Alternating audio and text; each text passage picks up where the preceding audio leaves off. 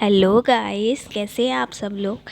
Guys, I am C S Kashish Richwani और मेरे इस चैनल पे आपको सी एस ई ई टी के सारे notes plus M C Qs available हो जाएंगे। मतलब अगर आप लोग C S C E T कर रहे हो तो फिकर नॉट, मतलब यहाँ पे आपको सब कुछ मिलेगा। और मैंने काफ़ी सारे एम सी क्यूज़ डाल भी रखे हैं चैप्टर वाइज। तो अगर आप लोगों ने वो सब नहीं देखा है तो क्या करना है, जाके पहले वो देखना है, ताकि आप लोगों का जो C S E E T है, जो एग्जीक्यूटिव का एंट्रेंस एग्ज़ाम है, वो बड़ा ही मस्त जाए। मतलब 100% कॉन्फिडेंस होकर जाना है, और वो जब होगा जब हम ज़्यादा से ज़्यादा प्रैक्टिस करेंगे क्वेश्चंस की। तो आज हम लोग लीगल एंड अदर अफेयर्स के पार्ट 3 पे आ गए, जिसके टॉप 50 क्वेश्चंस हम लोग यहाँ पे पढ़ेंगे। हम लोग ऑलरेडी 100 क्वेश्चंस कर चुके हैं, तो आज जो हम पढ़ेंगे वो है 101 से लेके 150 तक। What is the full form of SARL index? State Rooftop Solar Attractiveness Index, State Rooftop Solar Automatic, State Rooftop Sky Attractiveness, State Rooftop System Attractiveness। तो चेक करते एक बार। State rooftop solar attractiveness index, आपको पता है अभी diesel है ना, पेट्रोल, ये सब इतना कॉस्टली हो रहा है, इलेक्ट्रिसिटी बहुत कॉस्टली हो रही है। तो हम लोग चाह रहे हैं कि हम लोग एनवायरनमेंट फ्री में जाएं और ज़्यादा से ज़्यादा वो चीज़ यूज़ करें जो सोलर से बनी है। तो क्या कर रहे हैं, यहाँ दिल्ली गुड़गांव साइड क्या हो रहा है, लोग अपनी छतों पे सोलर प्लांट वो लगा रहे हैं, सोलर जो सेल होते हैं वो लगा रहे हैं, ताकि उनको नेचुरल इलेक्ट्रिसिटी मिले। लोगों ने अपने घरों में जो हमारे यहाँ पे बोलते हैं खिड़कियाँ होती है, ठीक है, विंडोज़ होती है, उस विंडोज़ की जगह पे उन लोगों ने सोलर सेल लगा रखे हैं, ताकि क्या होगा कि इससे वो लोग नेचुरल लाइट्स ले रहे हैं। ठीक है, तो वो ही है कि state rooftop solar attractiveness index. हमें जो सोलर के बनाने हैं सेल्स, वो इस तरीके से बनाने हैं कि अट्रैक्टिव भी लगे, ताकि डेकोरेशन की डेकोरेशन भी हो जाए और इलेक्ट्रिसिटी फ्री आए। तो यही सब है। Next, who will help scientist to study the sun corona? Water mission, solar mission, both A and B, या नन ऑफ दी अबव? तो चेक करते हैं। That is solar mission. देखो, आप लोगों को पता है कि काफ़ी सारे वायरस जो होते हैं वो हीट में मर जाते हैं, लेकिन ये पता लगा कि कोरोना 60 डिग्री की टेम्परेचर पे भी नहीं मरेगा, मतलब कम नहीं होगा उसका इफ़ेक्ट। तो ये किस चीज़ से पता चला? सोलर मिशन से पता चला। Next, what is the full form of DRDO? Defence research and development organisation, dynamic research and development organisation, defence regional and development organisation, defence research and development ordnance. तो चेक करते हैं। Answer is defence research and development organisation. मतलब जो defence के लोग हैं उनको ज़्यादा से ज़्यादा क्या करो, हाँ, उस चीज़ का डेवलपमेंट करो, आर्मी पे पैसा खर्च करो। ठीक है, तो यहाँ पे वो चीज़ है।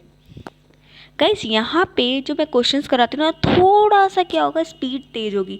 आप लोग को क्या करना है, क्वेश्चंस को, एक क्वेश्चन हुआ फिर वीडियो को पॉज करना है और आगे देखना है कि हम लोगों ने जो आंसर सोचा था और जो आंसर मैं बता रही हूँ वो करेक्ट है या नहीं, दोनों मैच खाते हैं कि नहीं खाते।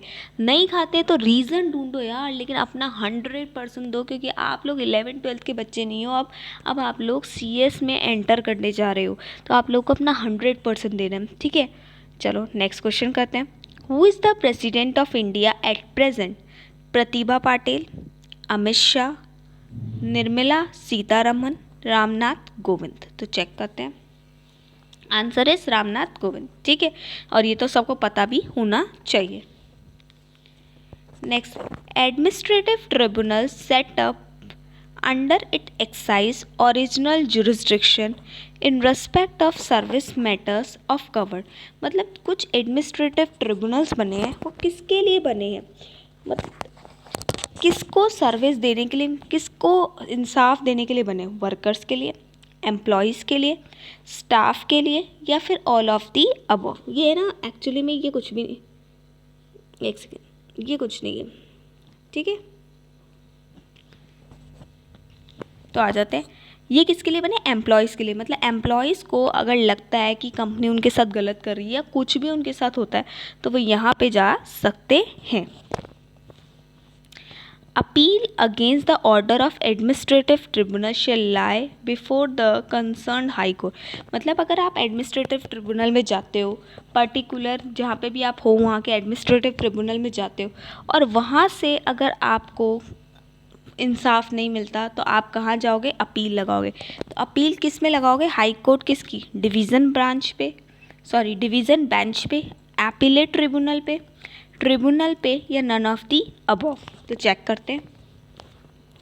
डिवीज़न बेंच पे लगाओगे मतलब हर जगह की एक मतलब वहाँ पे हाई कोर्ट के अंदर डिवीज़न किया हुआ है कि इस चीज़ के लिए इधर जाना है, उस चीज़ के लिए उधर जाना है, तो वही हम लोग उसके हिसाब से अप्लाई कर देंगे। ठीक है। Next, who can appear in the administrative tribunal for the proceeding. अगर आपके साथ गलत होता है तो कौन आपके बिहाफ पे खड़ा होगा? अग्रीड पर्सन हिमसेल्फ, मतलब जिसके साथ गलत हुआ है वो खुद खड़ा होगा। Government departmental official, legal practitioner मतलब होता है हमारा लॉयर, ठीक है, या ऑल ऑफ दी अबव। तो चेक करते हैं और आंसर भी मुझे लगता है आप लोग को बहुत अच्छे से समझ में आ रहा होगा, ईजी सा है। Answer is all of the above. हाँ, इंसान जिसके साथ गलत हुआ वो खुद भी खड़ा हो सकता है, गवर्नमेंट का कोई ऑफिसर खड़ा हो सकता है उसके बिहाफ पे, या उसका लॉयर। याद रखना, रिलेटिव्स नहीं खड़े होते कभी भी। हमारे साथ गलत हुआ हमें ही खड़ा होना पड़ेगा, पेरेंट्स नहीं खड़े होंगे। लेकिन अगर पर्सन की डेथ हो जाए तब वहाँ पे हमारे जो लीगल हेयर्स है या हमारे जो घर वाले हैं वो खड़े हो सकते हैं। The administrative tribunal act provide for establishment of, किसके अंडर बना है? Central administrative tribunal, state administrative tribunals, both A and B, या नन ऑफ दी अबव। तो चेक करते हैं। बोथ ए एंड बी, देखो एक मेन हेड है that is central administrative tribunal और उसके अंडर और हर स्टेट वाइज बने हुए हैं that is state administrative tribunal. ये होते कहाँ हैं? ये ज़्यादातर स्टेट की कैपिटल में होते हैं। तो चले आगे। How many organization were notified by Government of India under Section 14 subsection 2 of Administrative Tribunal Act 1985 to bring them within the jurisdiction of Central Administrative Tribunal? तो कितने ऑर्गेनाइजेशन बने हुए हैं गवर्नमेंट ऑफ अंडर के, मतलब इसके कितने ऑफिसेज हैं? सिंपल ये बता देना, 241, 225, 214 या 235। ठीक है, तो चेक करते हैं। अभी 214 है देखो, लेकिन ये चीज़ चेंज होती रहती है। मैंने आपको क्वेश्चन बता दिया, जब आप लोग वीडियो देखो, जब देखो इसका न्यू अमेंडेड देख लेना, ठीक है, कि बड़े तो नहीं है, कहीं कम तो नहीं हुए, गूगल करके देख लेना, ठीक है। अच्छा गाइस, एक चीज़ मैं बताना भूल गई कि मेरा एक टेलीग्राम पे चैनल है जिसका डिस्क्रिप्शन बॉक्स पे मैंने लिंक दे रखा है, उसको फटाफट ज्वाइन करो। वहाँ पे मैं आपको डेली एमसीक्यूज़ प्रोवाइड कर रही हूँ जिससे आपको क्या होगा, बहुत हेल्प मिलने वाली है। तो करें। फाइंड आउट ऑड वन, इसमें से गलत निकालो। In the first phase of MCA पता है क्या होता है? मिनिस्ट्री ऑफ कॉर्पोरेट अफेयर्स, जो कंपनी के केसेस अपने अंडर में लेते हैं। Has set up benches of NCLT act, कहाँ कहाँ बिठाई है और इनमें से कहाँ नहीं है? दिल्ली, जयपुर, हैदराबाद, बेंगलुरु। तो देखते हैं, जयपुर में नहीं है, दिल्ली में तो मेन ब्रांच है ही, और हैदराबाद और बेंगलुरु में भी है। जयपुर में भी अब आ गई है, लेकिन फर्स्ट फेज मतलब इनिशियली वहाँ पे नहीं था। ठीक है। ICSI has been contribute to a dash of growth of India, जो हमारा जो institute of company secretary of India है वो इंडिया की किस ग्रोथ में हेल्प कर रहा है? Social economic, social cultural, technological, या फिर नन ऑफ दी अबव। तो चेक करते हैं। सोशल इकोनॉमिक, लोगों का दिमाग बढ़ा रहे हैं, लोगों को कमाने की चीज़ें दे रहे हैं, इकोनॉमिक। ठीक है। कल्चर तो नहीं कर रहे, यहाँ पे पार्टीज तो होती नहीं है, यहाँ पे दिवाली तो मनाई नहीं जाती, भैया दूज थोड़ी मनाया जाता है। ठीक है। टेक्नोलॉजी साइंस फील्ड में चला जाता है। ठीक है, तो चलते आगे। CSEET, ये तो आप लोगों को पता होना चाहिए यार, has been introduce for the admission into programme. अगर आप CSEET का कंप्लीट कर लेते हो तो आप किस प्रोग्राम में जाओगे? CS foundation, CS executive, CS professional या नन ऑफ दी अबव? तो चेक करें, आंसर है CS एग्जीक्यूटिव में आप लोग जाओगे।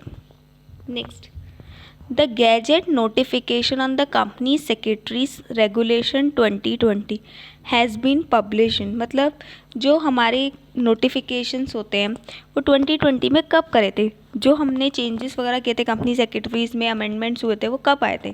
3 जनवरी 2020 में, 3 फरवरी 2020 में, 3 फरवरी 2019 में, या 3 जनवरी 2019 में? तो चेक करते हैं कब आया था। 3 फरवरी 2020 में। वही आप ऐसे याद कर सकते हो कि बजट वाले मंथ में, ठीक है।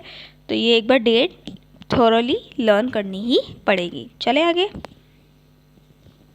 Next, verification of document is through by the company secretary in practice.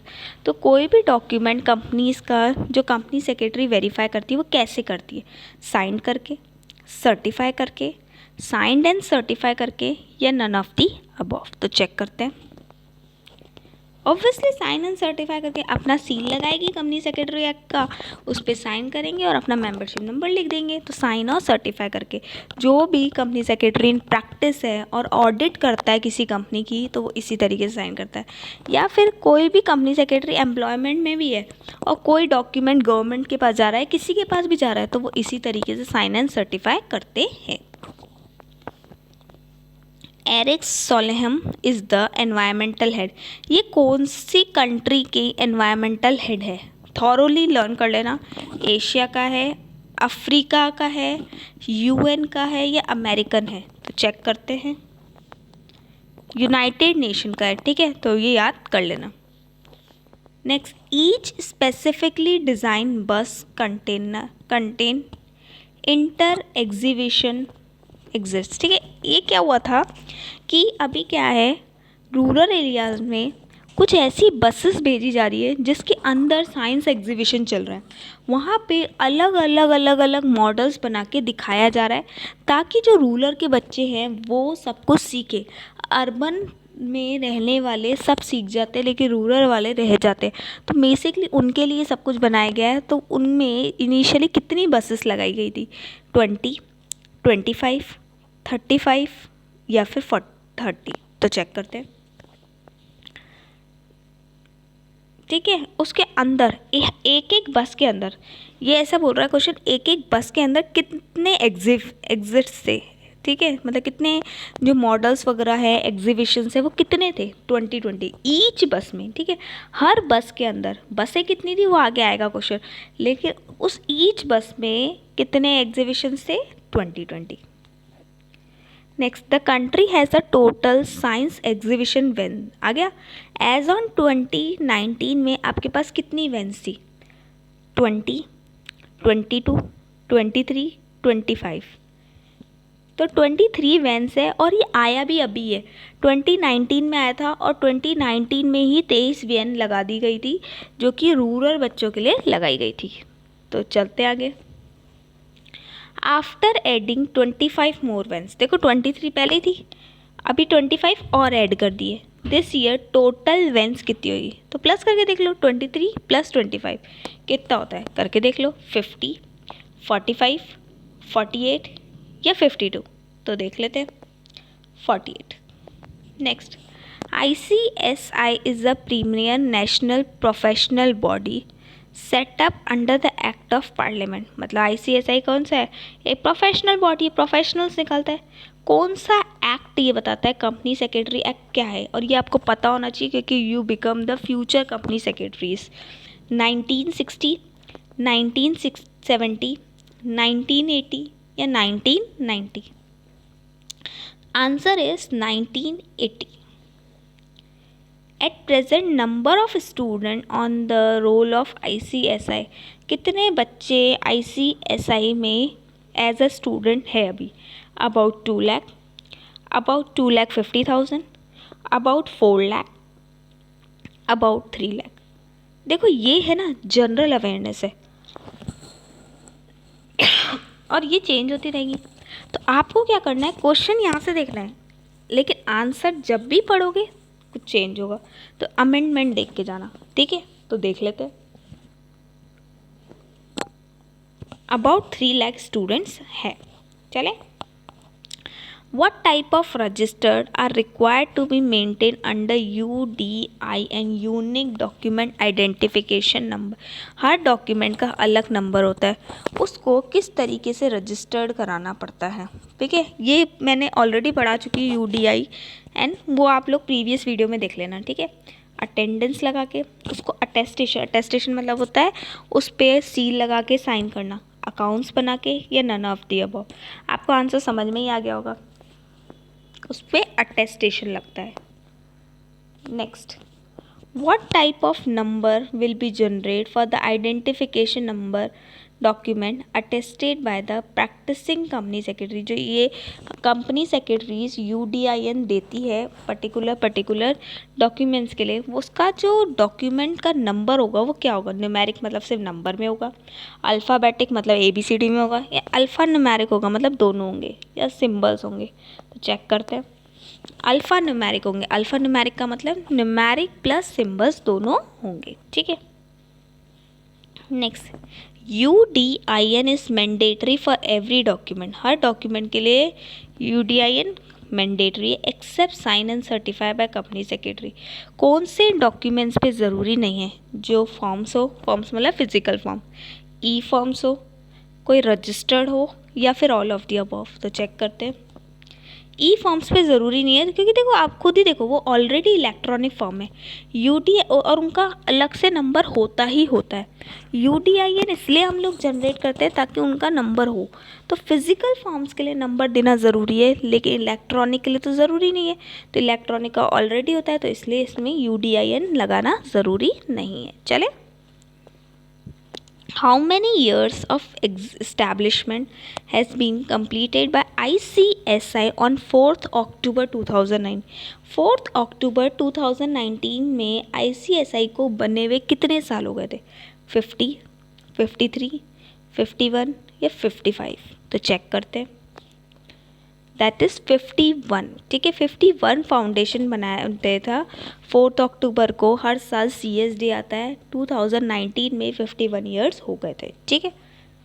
Next, where was the 51th foundation of ICSI celebrate? कहाँ सेलिब्रेट हुआ था? Vigyan Bhawan New Delhi, Vigyan Bhawan New Delhi, India Habitat Centre New Delhi, या रेल भवन New Delhi? तो देखते हैं। विज्ञा भवन था न्यू दिल्ली का, ठीक है। तो ये तो थॉरली आपको लर्न ही करना पड़ेगा। CS डे हर साल कब मनाया जाता है? अभी मैंने आप लोगों को बताया था 18 जनवरी। देखो मैं हर तरीके का क्वेश्चन करा रही हूँ, जहाँ से क्वेश्चन घूम सकता है वहाँ घुमा रही हूँ। तो आप लोग ये ज़रूर देख लेना, और वीडियोस को मैं तो कह रही हूँ 2-2 बार देख लेना, क्योंकि जितनी बार सुनोगे उतनी बार हमें चीज़ें याद होगी। ये जर्नल अवेयरनेस है। 18 जनवरी, 4th अक्टूबर, 14 सितंबर, या 25 नवंबर? तो चेक करते हैं। That is answer is 4 October. ICSI organize national convention of company secretary to deliberate. जो बनाया था आप लोगों ने national convention of company secretaries, वो किसके लिए बनाया था? National development in corporate and industrial area, मतलब नेशनल डेवलपमेंट हो कॉरपोरेट का और इंडस्ट्रीज का। Topic of national importance देखने के लिए, सोशल एंड कल्चरल इश्यूज़ को सॉल्व करने के लिए, या ऑल ऑफ दी अबव? तो चेक करते हैं। ये सारे थे कि कंट्री का डेवलपमेंट हो, कॉर्पोरेट्स का डेवलपमेंट हो, ठीक है, और सोशल एंड कल्चर भी हमारे अच्छे हों, क्योंकि एजुकेशन लेवल बढ़ेगा। Find out the odd one out, मतलब इनमें से रीजनल ऑफिस ICSI का कहाँ नहीं है? न्यू दिल्ली, जयपुर, कोलकाता, या मुंबई?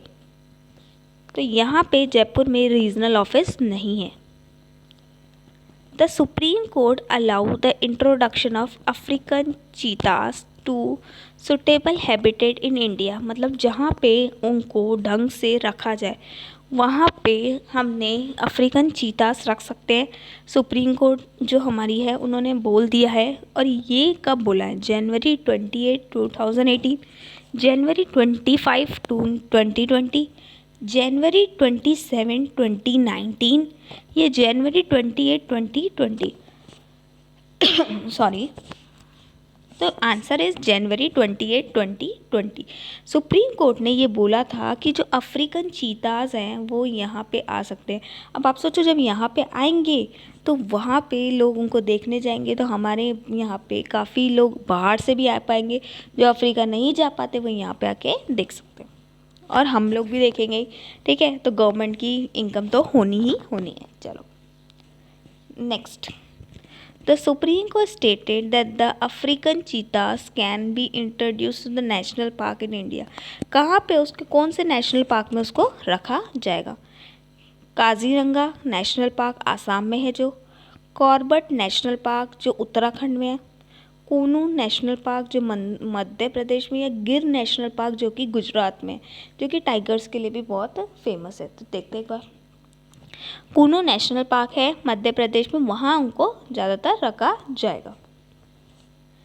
स्वच्छता ही सेवा 2019, बोलते हैं ना स्वच्छता ही सेवा है, कैंपेन लॉन्च हुआ था by the central government along with state government. Particular state से भी गवर्नमेंट थी। ऑफ विच स्टेट, कौन सी स्टेट से लिए थे, मतलब कौन सी स्टेट में ये लॉन्च हुआ था सबसे पहले स्वच्छता। अभी तो आपको हर जगह मिलेगा, हर जगह आप सुन रहे हो उसको, लेकिन कहाँ से इसकी शुरुआत हुई थी ये पता होना चाहिए। मोस्ट इम्पॉर्टेंट लगता है मुझे ये। ठीक है, तो मैं लिख भी देती हूँ एक बार इसको, ये इम्पॉर्टेंट। मध्य प्रदेश, राजस्थान, हरियाणा या उत्तर प्रदेश? तो आंसर इस उत्तर प्रदेश। ठीक है, क्योंकि वहीं पे ज़्यादा गंदगी भी होती है। ठीक है, तो वो देखो यहीं से स्टार्ट हुआ था। अक्टूबर 2 2019, पता ना किसका बर्थ डेट होता है? गांधी जयंती। एक बात है, हम लोग वैलेंटाइन डे नहीं भूलते 14 जनवरी, लेकिन 14 फरवरी है ना, लेकिन 26 जनवरी भूल जाते हैं, 2 अक्टूबर भूल जाते हैं। तो भाई हमारे इंडियन कल्चर्स को भी याद रखो, ऐसा नहीं सिर्फ बाहर के कल्चर्स को ही याद रखते हो। ठीक है, birth anniversary of Mahatma Gandhi under स्वच्छ भारत मिशन भी इसी साल आया था। कौन से बर्थ पे महात्मा गांधी के, कौन से डेट साल के बर्थ पे स्वच्छ भारत मिशन आया था? 125th, 150th, 200 या 250? तो महात्मा गांधी का जो बर्थ हुआ था वो 1869 में हुआ था, और 2019 तक अप्रोक्स 150 ईयर्स हो गए हैं। ठीक है, तो 150वीं एनिवर्सरी थी, बर्थ एनिवर्सरी, तब आया था Swachh Bharat Mission. Prime minister Narendra Modi who has set the goal to make India free of single use of plastic. India को सिंगल यूज़ प्लास्टिक बनाएंगे कितने, कब तक? 2020 तक, 2025 तक, 2022 तक, या 2024 तक? आंसर इज 2022 तक, मतलब 2022 तक आप सिंगल यूज़ प्लास्टिक अब हमारे यहाँ से हट जाएगा। क्योंकि देखो ये जो चीज़ है वो बहुत सालों तक बायोडिग्रेडेबल भी नहीं होती, ज़मीन में पड़ी रहती है, जिससे अगर कोई एनिमल उसको खा रहा है तो वो भी मर रहा है। तो ऐसे में ये चीज़ें हमें हटानी है, तो अगले साल तक होनी है, देखते हैं होती है या नहीं होती। ठीक है, वैसे भी गवर्नमेंट का कोई भी काम टाइम पर हो नहीं रहा है, लेकिन फिर भी देखते हैं। सिंगल यूज़ प्लास्टिक आइटम्स वर स्क्रैप्ड। अब सिंगल यूज़ में क्या आता है? प्लास्टिक बैग जो हम सब्जी वब्जी के लिए यूज़ करते हैं, स्ट्रॉ, ठीक है, pipe, cups, small bottle and certain type of sketches. ठीक है, देखते हैं। तो ये सब कुछ ही सिंगल यूज़ प्लास्टिक में आता है। Next, million of tons of plastic is being produce every year. हर साल बहुत प्लास्टिक बनती है जो कि क्या नहीं है, which is not degradable, non degradable, biodegradable, none of the above. Biodegradable का मतलब होता है जो हमारे नेचुरली अपने आप ही ख़त्म हो जाता है, लाइक एंड जो ह्यूमंस वेस्ट निकालते हैं वो बायोडिग्रेडेबल है, वो अपने आप ही धीरे धीरे गायब हो जाता है। ठीक है, आप लोगों को ह्यूमंस का वेस्ट कहीं पे दिखेगा नहीं, लेकिन आपको प्लास्टिक जगह जगह दिख जाएगी, क्योंकि वो बायोडिग्रेडेबल नहीं है, वो खुद ख़त्म नहीं होती जब तक उसको ख़त्म नहीं किया जाता। और जब उसको ख़त्म किया जाता है तो बहुत ही केमिकल्स वो छोड़ती है, बहुत ही मतलब कहते हैं ना पॉइजनस गैसेस वो छोड़ती है, तो वो भी अच्छी नहीं है, तो बायोडिग्रेडेबल नहीं है plastic. Plastic which is not biodegradable release dash chemicals into the water bodies. अब प्लास्टिक अगर हम लोग मान लो किसी नदी में डाल दिया, ठीक है, समुंदर में डाल दिया, तो उसको किसी ने एनिमल ने खा लिया, किसी मछली ने खा लिया, तो वो टॉक्सिक है उसके लिए, मतलब हानिकारक है। नॉन टॉक्सिक है, नॉन टॉक्सिक मतलब हानिकारक नहीं है। ऑर्गेनिक है या नॉन ऑर्गेनिक है देखते हैं। वो टॉक्सिक है, उसके लिए जहरीली है, अगर मछली उसको खा लेगी तो वो मर जाएगी, ठीक है। तो हमें ज़्यादा कम से कम प्लास्टिक यूज़ करना चाहिए। Many of the dash Asian countries have become global dump yard of plastic, ठीक है। देखते हैं ईस्ट, नॉर्थ, साउथ या वेस्ट। तो ज़्यादातर साउथ की जो एशियन कंट्रीज़ है वो global dump yard of plastic होती है। अब डंप यार्ड होता क्या है? डंप यार्ड का मतलब होता है एक ऐसी जगह बना रखी है आपने पर्टिकुलर एरिया कि वहीं पे प्लास्टिक फेंकना है और कहीं नहीं फेंकना, वरना पेनल्टी लग जाएगी। तो इससे क्या होगा, आपका एनिमल्स उसको नहीं खाएगा और हर जगह गंदगी नहीं फैलेगी, ठीक है। तो प्लेस वेयर वेस्ट मटीरियल जो कि डंप यार्ड होता है। What does CHC means in CHC farm machinery? Customer hire service center, custom hiring station center, custom hiring service center या none of the above। तो चेक करते हैं।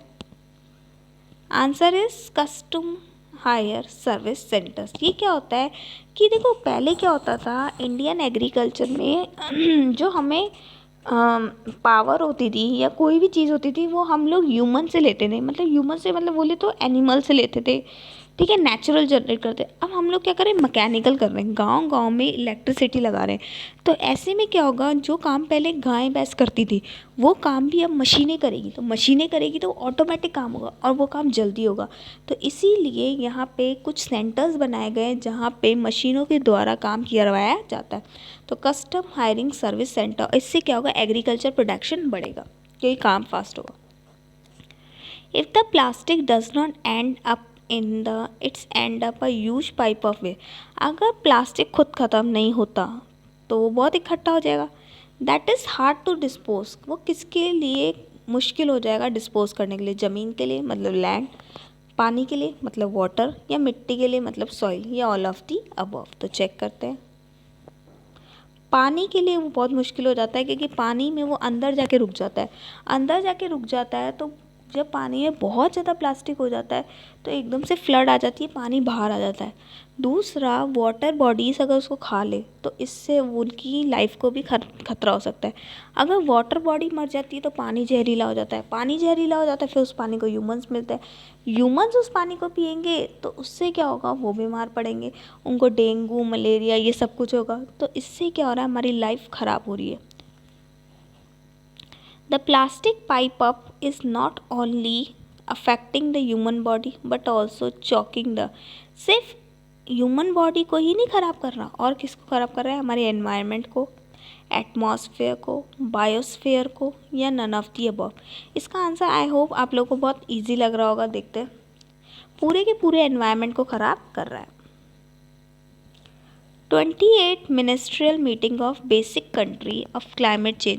देखो हम देख रहे हैं ज़्यादा से ज़्यादा गर्मी होती जा रही है, यूवी रेस हमारी बहुत तेज़ होती जा रही है, जो सन की एकदम से यूवी रेस है जो ओजोन लेयर हमारी रोक लेता था ताकि सन की रेस डायरेक्ट नीचे ना आए, वो पतली होती जा रही है, और वो पतली होने की वजह से सन की रेस डायरेक्टली अर्थ पे आ रही है जो कि अच्छी नहीं है, ठीक है। टेम्परेचर बढ़ रहा है, तो कुछ कंट्रीज़ ने मिलके एक मिशन बनाया है कि हम लोगों को टेम्परेचर को कम करना है, हम लोगों को एनवायरनमेंट फ्री प्रोडक्ट यूज़ करना है, ठीक है।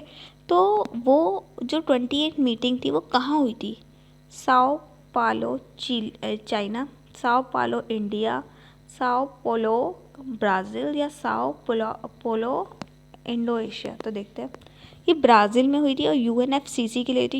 यूएनएफसीसी मतलब United nation framework on convention on climate change, मतलब क्लाइमेट को हमें चेंज करना है, टेम्परेचर को कम करना है, एनवायरमेंटल फ्री प्रोडक्ट्स यूज़ करना है। और बेसिक की ज़रूर फुल फॉर्म देख लेना, क्योंकि बेसिक की फुल फॉर्म इम्पॉर्टेंट है। In the basic countries 28th meeting, who represent India as Union Environment Minister? India की तरफ से कौन था? प्रकाश जावड़ेकर, प्रकाश राज जावड़ेकर, प्रकाश जयंत या पीयूष जावड़ेकर? तो देखते हैं कौन था। प्रकाश जावड़ेकर था, जो कि मेंबर है बीजेपी पार्टी का और एनवायरनमेंट मिनिस्टर भी है। नेक्स्ट कॉन्फ्रेंस, हर साल बेसिक कंट्रीज़ मीटिंग करती है, तो नेक्स्ट कॉन्फ्रेंस ऑफ पार्टीज़ जो 25वीं उनकी होगी वो कहाँ होगी? मैड्रिड स्पेस में, चिले में, चाइना में, साओ पोलो में या कोयम्बटूर में होगी? तो देखते हैं। देखो मैड्रिड स्पेन में हुई है।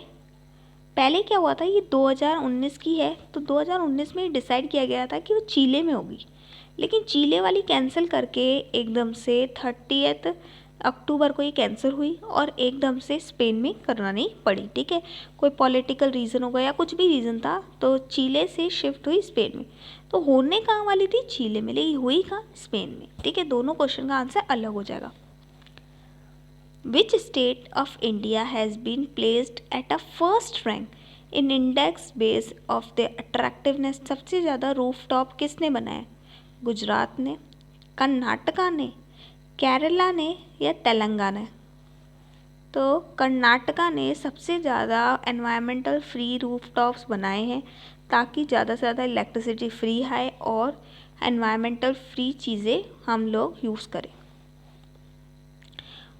Which is the nodal agency for coordination and compliance of tasks in case of illegal sand mining? अगर आप जो मिट्टी की, सैंड की अगर इलीगल तरीके से माइनिंग करते हो, तो कहाँ पे आपको अगर इंसाफ लेने के लिए जाना पड़ेगा? Delhi pollution control committee, central pollution control committee, both A and B या नन ऑफ दी अबव? तो दिल्ली पॉल्यूशन कंट्रोल कमेटी है, वहाँ पे जाओ, कंप्लेन लिखाओ, तो वो चेक करने आ जाएंगे। 47th national convention of company secretary कहाँ पे हुई थी? JECC जयपुर, JECC जबलपुर, जोधपुर या न्यू दिल्ली? तो चेक करते हैं। जयपुर में हुई थी। JECC का मतलब होता है Jaipur exhibition and convention centre. ठीक है। Which country has recently introduced a new system for regional tourists called Sustainable Development Free? इसमें क्या था? अभी मैं बता नहीं रही आंसर, पहले आंसर बता दूंगी, फिर है ना आप लोगों को इसका मतलब समझाऊंगी। इंडिया ने स्टार्ट किया है, नेपाल ने स्टार्ट किया है, श्रीलंका ने स्टार्ट किया है या भूटान ने स्टार्ट किया है? तो चेक करते हैं। भूटान ने स्टार्ट किया है। भूटान ये बोलता है कि अब कोई भी टूरिस्ट अगर इन भूटान में घूमने के लिए आता है और भूटान के एनवायरनमेंट को ख़राब कर रहा है, वो वहाँ की चीज़ों को यूज़ कर रहा है, तो उसको ट्यूरिस्ट को पर डे की फ़ी देनी पड़ेगी। नाउ टूरिस्ट इन भूटान पे per day fee because tourist disturb Bhutan ecology during their trip, तो उनको अलग से पैसे देने पड़ेंगे। Ministry will launch mobile service exhibition buses across. कितनी बसेस हमने स्टार्ट करवाई थी?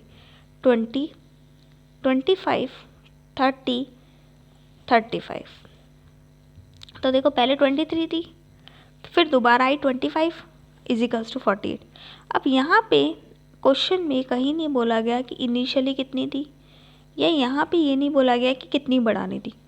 अगर ये लोग साफ साफ बोलते इनिशियली तो मैं 23 पे लगाती, अगर ये साफ साफ बोलते बाद में के लिए तो मैं 25 पे लगाती, लेकिन यहाँ पे आप लोग देख रहे हो 23 का ऑप्शन भी नहीं है, तो हम लोग 25 पे लगाएंगे। Mobile service exhibition programme aim to popularise science and dash among students as well as people. तो किसके बारे में अवेयरनेस बिठाना चाहते हैं? आर्ट्स के बारे में, बायोलॉजी के बारे में, टेक्नोलॉजी के बारे में या नन ऑफ दी अबव? तो देखते हैं। तो आंसर इज टेक्नोलॉजी। साइंस है ना, तो साइंस क्या लाएगा? नई नई टेक्निक्स लाएगा, तो answer is technology. The buses will travel to school with the aim to create awareness among students. Students में किस बारे की अवेयरनेस बिठाना चाहते हैं? साइंस एग्जीबिशन है तो आपको ही पता होना चाहिए किसके लिए बिठाएंगे। तो सोशल, साइंटिफिक, पब्लिक या नन ऑफ द अबव? तो आंसर इज साइंटिफिक। तो आई होप आप लोगों ने ये 150 क्वेश्चंस देखोगे और अच्छे से समझोगे। और हाँ गाइस, अगर मैं इतनी मेहनत कर रही हूँ तो मेरे चैनल को लाइक ज़रूर करना, शेयर ज़रूर करना, सब्सक्राइब भी ज़रूर करना, बेल आइकन दबा दिया करो ताकि आप लोगों को नोटिफिकेशन ईजिली मिल जाए। तो चलो बाय एंड थैंक यू।